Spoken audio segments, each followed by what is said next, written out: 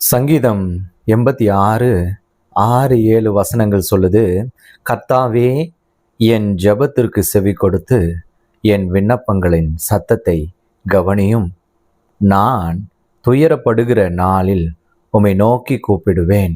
நீர் என்னை கேட்டருள்வீர் என்ற விசுவாச அறிக்கையை சங்கீதக்காரனாகிய தாவீது பாடுகிறான். என் அருமை சகோதரனே, இன்னைக்கும் கூட ஒருவேளை துக்கத்தோடு இருக்கலாம். இந்த நாள் உங்களுக்கு ஒரு மனப்பதட்டத்தோட, மன சஞ்சலத்தோட இந்த நாளை நீங்கள் துவங்கி இருக்கலாம். ஆனாலும் சங்கீதக்காரன் இடத்துல இருந்த விசுவாசம் நம்மிடத்திலும் இருக்க கடவுது.